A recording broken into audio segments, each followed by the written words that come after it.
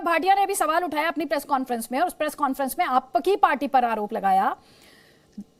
29 जुलाई को मीटिंग हुई, उन्होंने 29 जुलाई को मीटिंग का जिक्र किया। उन्होंने कहा दिल्ली के चीफ सेक्रेटरी की अध्यक्षता में मीटिंग हुई, उसमें उन्होंने कहा कि जो घुसपैठिए हैं उन्हें ईडब्ल्यूएस में फ्लैट्स में शिफ्ट किया जाएगा, ये बात हुई। वहां पर जो जरूरी मूलभूत सुविधाएं हैं बिजली पानी की वो मुहैया कराई जाएंगी, इस मीटिंग में ये बात हुई। इस पर आपकी पार्टी का क्या जवाब है? बड़ा इंटरेस्टिंग है अदिति जी। अब देखिए, दिल्ली के चीफ सेक्रेटरी और दिल्ली के पुलिस कमिश्नर और केंद्र सरकार के लोगों की मीटिंग होती है। चीफ सेक्रेटरी फाइल कहां भेजेगा? मिनिस्टर के पास। वो फाइल डायरेक्ट चला जाता है एलजी के पास, मिनिस्ट्री को बाईपास कर लिया जाता है। तभी तो मैंने कहा कि कितनी बड़ी साजिश थी ये। आप देखिए कि दिल्ली सरकार दिल्ली के मिनिस्टर्स को ये जानकारी न दे। ये फाइल चीफ सेक्रेटरी के बाद मिनिस्टर मनीष सिसोदिया थे, उनके पास फाइल नहीं गई है। ठीक है, अच्छा मिनिस्टर्स के पास फाइल नहीं गई है, ठीक है। अब जवाब लीजिए, अब जवाब ले लीजिए, अब जवाब ले लीजिए ना सर, अब जवाब लीजिए, जवाब लीजिए, जवाब लीजिए। आशीष सूद। देखिए अदिति जी, संजीव झा जी दिल्ली के विधायक हैं। आपने कहा कि बीच में मत बोलिए, मैं इस बात का आगे पूरा ध्यान रखूंगा, इसलिए मेरी बात जरा संजीव झा जी से पूछिएगा। ये फाइल का जो खेल खेल रहे हैं, अभी दूध का दूध पानी का पानी हो जाएगा।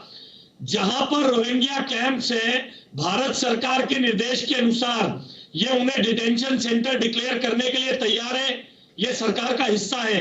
संजीव झा विधायक है, बोलिए वो डिटेंशन सेंटर है?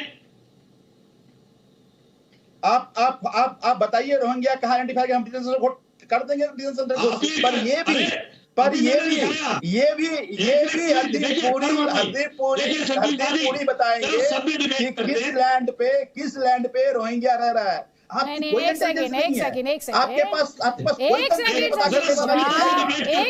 संजीव झा प्लीज, मुझे एक कमेंट यहाँ पर, जो राजनीतिक वार पलटवार आरोपों प्रत्यारोपों का सिलसिला चल रहा है, एक कमेंट में यहाँ पर लूंगी। विजय शंकर तिवारी, आपका। सारी पार्टी कहती है कि देश के संसाधनों पर नागरिकों का हक है, फिर उनमें वोट बैंक कौन ढूंढता है? देखो अदिति, डॉक्टर अजीज खान बैठे हैं, संजीव झा बैठे हैं। हालांकि अभी हमारे AIM के प्रवक्ता कुछ बोले नहीं है, लेकिन मैं संजीव झा और हमारे अजीज खान से बात करता हूं। आज के पहले रोहिंग्याओं पर जितनी भी विमर्श हुए हैं, सैकड़ों बार डिबेट किए हैं, किसी भी बार इन्होंने कभी भी रोहिंग्याओं को बाहर भेजने की बात नहीं कही है। हमेशा ये रोहिंग्याओं के समर्थन में रहे और दिल्ली में चाहे जहां भी है उनको सुविधाओं देने की बात करते रहे। आज की पीछे जितनी डिबेट्स हुई है, आप इनके वक्तव्य निकाल लीजिए, ये हमेशा रोहिंग्याओं के समर्थन में रहे हैं। और जहां तक दिल्ली में आम आदमी पार्टी की बात है, तो दो बार रोहिंग्याओं के झुग्गी में आग लगवा करके और उनको दोबारा बना करके, उनको सहायता दे करके, उनको समर्थन दे करके, उनको पैसा दे करके, उनके सहयोग दे करके ये काम आम आदमी पार्टी ने किया है।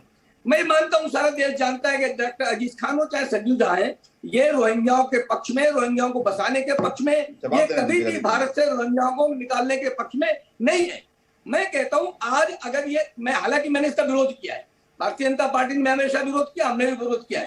आज जब ये ट्वीट हुआ तो मैंने विरोध किया और हमारे कार्याध्यक्ष जी ने विरोध किया। इसके बाद गृह मंत्रालय से एक विषय आया कि भाई ये हम पहले जैसे हमारा सोच थी वैसी ही सोच है। लेकिन इसके बाद भी संजीव झा जी, मैं आज इस ट्वीट पर आपको समर्थन करना चाहिए, क्योंकि आप हमेशा रोहिंग्याओं के पक्ष में रहे, उनके समर्थन के पक्ष में रहे, उनको सहायता दी है, उनको पैसे दिए हैं, उनको मतलब क्या क्या नहीं दिया उनको आपने।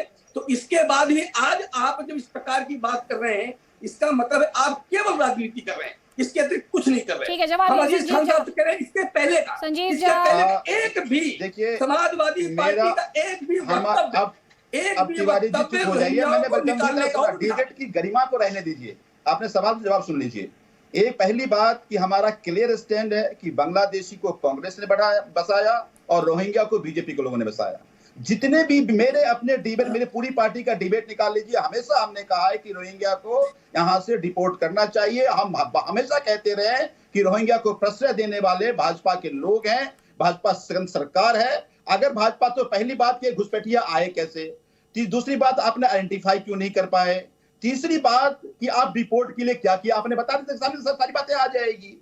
तो मैं बार बार कह रहा हूं कि हमेशा हमने कहा कि इस देश के संसाधन पे इस देश के लोगों का हक है किसी तरह के घुसपैठिए को देश बर्दाश्त नहीं करेगा। आप जितने भी डिबेट निकाल लेंगे आम आदमी पार्टी, किसी प्रवक्ता के सारे डिबेट में आम आदमी पार्टी का क्लियर स्टैंड रहा। लेकिन मैं दावे से कह सकता हूं कि बीजेपी ने रोहिंग्या को केवल इसलिए बसाया कि इस देश में जब जरूरत पड़े तो दंगों में देश को धकेला। जवाब ले लीजिए आशीष सूद। अदिति, हाँ, मैं अदिति मैं ये कह रहा हूँ कि अभी संजीव झा की बात कर रहे हैं। विजय शंकर तिवारी जी, मैं आपको मंच दूंगी वापस सर, क्योंकि बीजेपी से वो सवाल पूछ रहे हैं। एक बार उनका जवाब, फिर मैं विजय शंकर तिवारी जी आपको मंच दूंगी, प्लीज सर। आशीष सूद जी।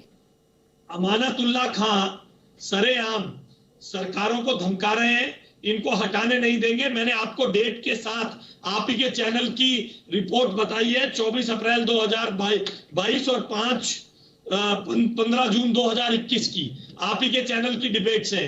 और संजीव झा जिस तरह की बात कर रहे हैं कि रोहिंग्या को बीजेपी ने बसाया और बांग्लादेशी को कांग्रेस ने बसाया, तो भाई आप उन्हें हटाने के लिए क्या कर रहे हैं? उनको आधार कार्ड कौन देता है? दिल्ली सरकार का एसडीएम।